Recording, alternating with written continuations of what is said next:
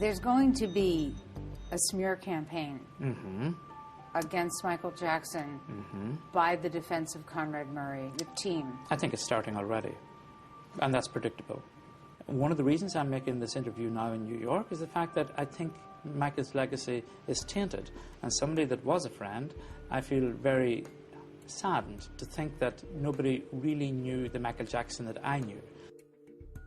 The fact that all kinds of evidence is going to be put forward to say that he was a drug addict as a physician and his only attending physician when he lived in Ireland for all those months, you did not get approached by Michael for any kind of narcotics.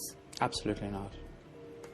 And somebody who knows and understands what the symptoms or signs would be of someone who is an addict, did you see any of that in Michael Jackson? Absolutely not. I can only talk about the period that I knew him in Ireland, and certainly during that period, he never asked me for any sort of controlled substances.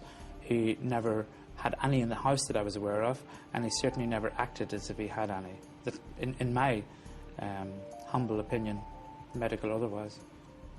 What was your gut reaction when you realized that Michael Jackson was really gone? I think one of astonishment that somebody so young, just 50 years of age, you know, sort of had passed away. I knew there had to be some reason for it. Is it possible that he became a drug addict and a completely different person after he left Ireland? You know, of course that's possible. I mean, I couldn't see why it should happen, but I mean, it'd be inappropriate of me to not take into account every single aspect of it. And the autopsy report says Michael Jackson was basically fine all the way around, other than something to do with his lungs that had to do with a bronchial condition. This is a person who was dancing, moving, singing. He had a dancer's body. He was limber. He, from all record and all accounts, was a healthy man. Yes, by the autopsy report, we would tend to concur with that. And certainly, during the period that I knew Michael, he certainly was in good physical health. So, for a 50-year-old to die out of the blue, there would almost have to be something that would have happened. The fact that he had sort of been killed by a drug, in a way, made sense to me. I knew he was in good enough health, he wasn't going to die of a heart attack out of the blue. The inconsistency of calling 911, the idea that there are a number of minutes that passed between the time that Michael Jackson was observed not breathing, according to Conrad Murray's own mouth, to the time the paramedics were actually called. There's a lot of time that elapsed there. Absolutely. What does that tell you about the standard of care? What was this doctor really required to do if he was practicing medicine the way we expect a doctor to practice medicine?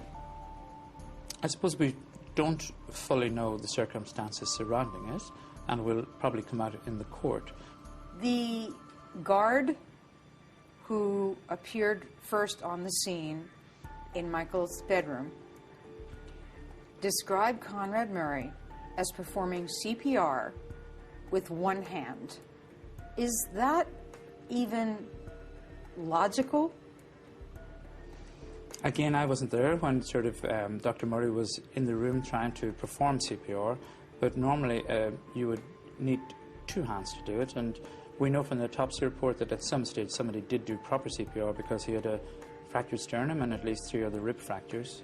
If the evidence is true, then it would seem to me to be a little unusual for cardiologists to perform cardiopulmonary resuscitation in that manner. So I'm sure we should prepare ourselves for rocky waters ahead. He's going to be Paco Jacko, the drug freak, and, you know, there's a lot of people that's going to believe that.